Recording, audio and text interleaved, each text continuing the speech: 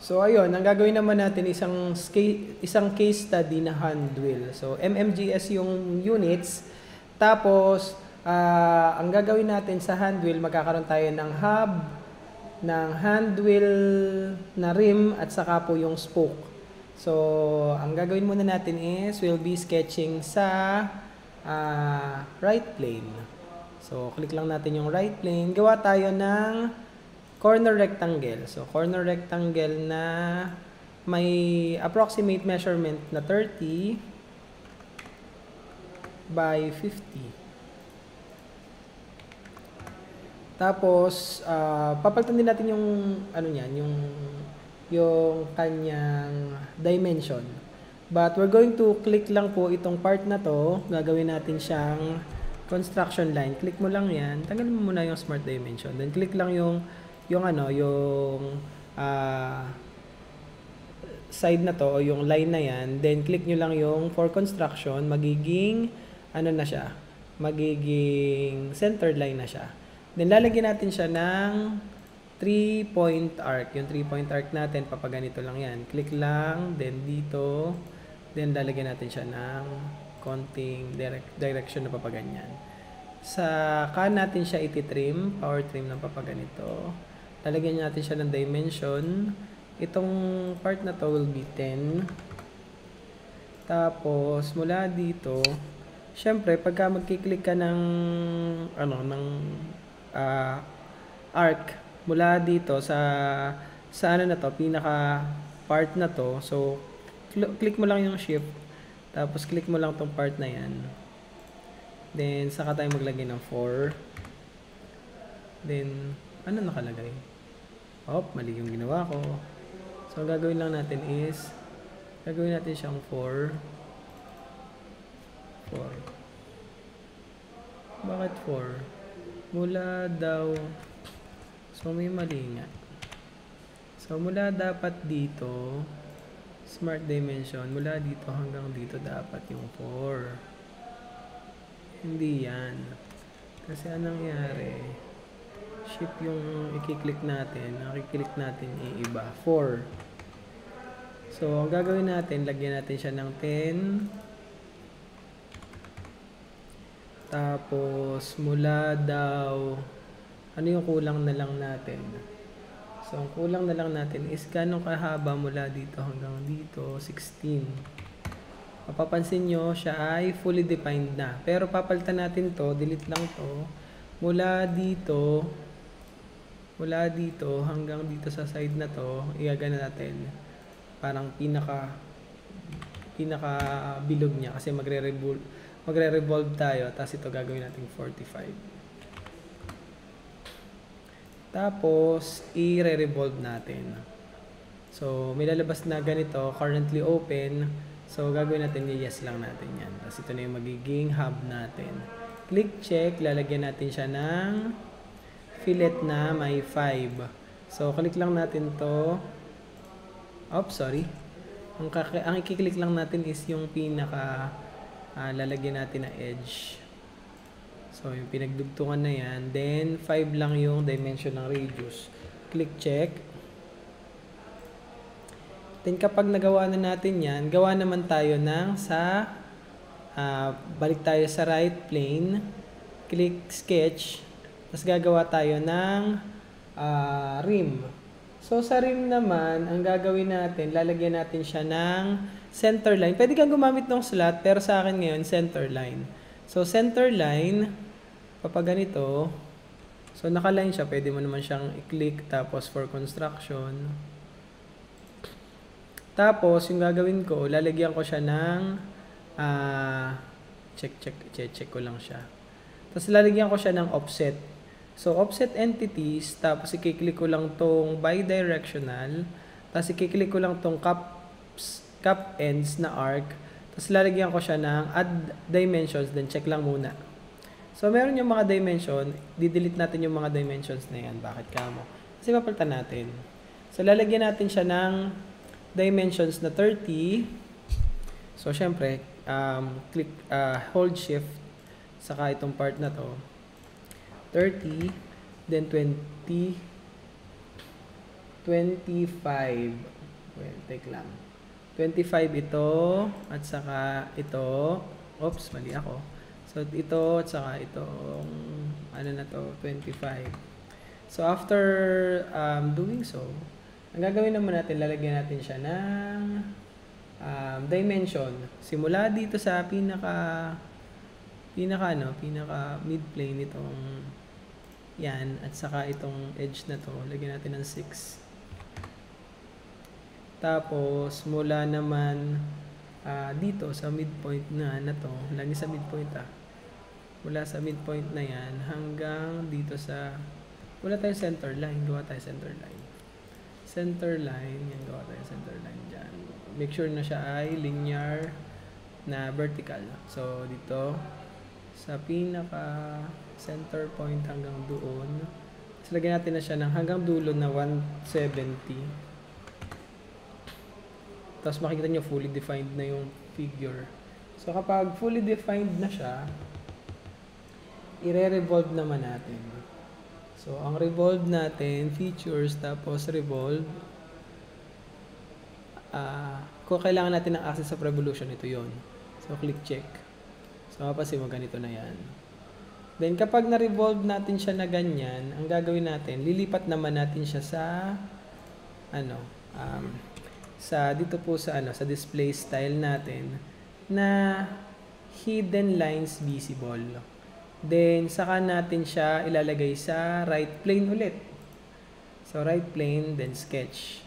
So wag muna pala tayong mag-click ng sketch up until malagay natin tong sketch na to na show.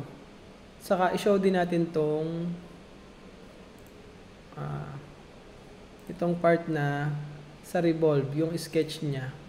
So, pagka nakita nyo nag-show na tong part na to, pwede nyo yung drawingan ng center line. Center line. Yan. Kasi minsan hindi ko makuha yung midpoint nitong center line pagka hidden siya. So, kapag nilagyan natin siya ng line, ganito yung paglalagay ng line. Dito ka kumuha sa pinagputulan na to. Then, click na lang natin ng ganyan. Then A para sa arctangent line. So make sure na nakapag-tangent siya, then A ulit. Then lagay mo ulit dun sa sa i-snap siya dun sa kanyang then line ulit. Yan. O yan. Basta huwag niyo ipapatama dun sa mga sa mga pwedeng mag-snap siya. Pwede siyang dun tumigil. So with that, ang gagawin naman natin, we'll create a relationship. So yung relationship naman na yan, click mo lang itong center point, saka ito, i-click mo lang siya na coincident. Tapos ito din. So itong line na to at saka yung point na yon ng arc, lagay mo lang coincident. So magiging ganyan na yan, lalagyan mo natin ng dimension mula dun sa dulong yon hanggang dito sa point na to. So tingnan natin kung tama yung ginawa ko. Ayun. So ang gagawin ko lang is lalagyan ko lang siya ng dimension mula dito sa point na to hanggang dun. Lagyan ko siya ng dimension na 55. Make sure na yung relationship nyo dito tangent Then, click nyo lang tong part na to. Lagyan natin ng dimension na 29. Tapos ito din. Parang gaya-gaya lang siya na 29 siya. Fully defined na. Yan may makikitang fully defined. Tapos, saka tayo magagawa ng ellipse. So, exit lang natin sa sketch. Then, gagawa tayo ng ellipse dito sa isang plane. Anong plane? So, pwedeng sa front plane. So, sa front plane, click ka lang dyan ng sketch. Tapos, medyo ganito mo para kita mo pa rin yung front plane. So, ang gagawin natin, lagyan natin ng front plane, sketch, click lang natin yung pinagdugtungan na yon, then click lang tayo somewhere, kahit saan dyan. Tapos, ang gagawin natin, lalagyan natin ng relationship. Ito at saka itong origin ng ellipse, gagawin nating horizontal. Tapos, saka natin lalagyan ng measurement na 14 mula dito, yan mula dito hanggang doon sa kabilang axis ng 14, sa kabila naman ay 12. So, magiging fully defined na din. I-sweep naman natin yan. Paano yung sweep na yon? So, ang gawin natin, para kita natin yung sweep, gawin natin, lagyan natin sa yan, shaded. So, ang gagawin natin, i-sweep natin ito. Ang sweep natin, pagka-clinic natin yung features, pag-clinic natin yung sweep boss base, automatic na yung ating magiging sketch na yun yung mapipili. Pero kung kunyari na-escape nyo siya, so, click nyo yung sketch na yun as yung sweep na yung magiging parang ano niya, yung parang susunod dun sa ating path. So, yung path natin, pag clinic mo yung itong part na to para sa path, i-click mo lang yung path. So, magiging ganyan na siya. Click check. So, magkakaroon tayo ng spoke. Pero ang gagawin natin, hide nga natin tong mga to kasi parang hindi ko masyadong nakakagulo. So, hide ko lang yan. Then, ang gusto kong makita niya, ma-reveal sa inyo, is yung axis or temporary axis. May axis kasi dapat ito hanggang doon sa dulo. So, gagawa tayo ng temporary axis since dyan tayo nag-revolve. Click tayo dito sa may mata, hide, show items. I-click nyo itong parang malabong view temporary axis. May lalabas siya na axis dyan. So, yung axis na yun yung gagamitin natin na revolution kapag tayo ay or yung axis natin para pag tayo ay circular pattern, click lang natin yung ito as temporary axis, yung direction. So, temporary axis. Then, ilan po yung tatlo lang. Then, ano yung features or faces na gusto natin na gaya-gayanin. Lagay lang natin yung itong ating sunip. Then, pag chinek natin yan, yun. Meron na tayong hub, meron na tayong spoke, meron na rin tayong rim. So, yun yung ating hand wheel. So, kung gusto natin mag-add ng fillet, maglalagay tayo ng fillet dun sa mga 3mm lang naman. I-add natin yung fillet dun sa ating model. So, kiklik natin. Ang i-click natin dun sa dun sa ating fillet na 3mm, ito yon. Fillet. Tapos i-click lang natin ito. Yan. At saka po ito. So, yan. Lalagyan natin siya ng 3mm. So, click lang natin yung yes or check. Yo, may fillet na yan. So, yun. Siguro that's it. Meron pa yung pwedeng gawin. Chachamperan natin. Lalagyan natin ng chamfer na may distance na 4 and 2. Ano yung 4 at saka ano yung 2? So, dalawang distance yan. Parang ito yung chachamperan natin. Lagyan natin ng chamfer. Nasaan yun? Fillet. I-down mo lang yan. Chamfer. Tapos, click mo lang tong edge. Yun. Tapos, meron kang makikita dito na pwede nyo ilagay na distance. So, ano ba yung distance? Ito, distance. So, distance. Na chamfer type. Tapos, yun yung edge. So, ano yung distance natin?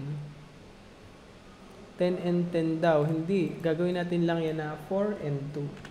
4 and 2. So, yan yung distance natin. So, click check natin kung ano mangyayari. Yun. Ayun, nag-chamfer siya. So, ayun na nga. Tapos na yung ating hand wheel. Meron pang mga ibang details na nilalagay dito. Pero, sa ngayon, para dun sa atin pong lesson, nakuha natin yung para sa hand wheel na case study. So, thank you for listening.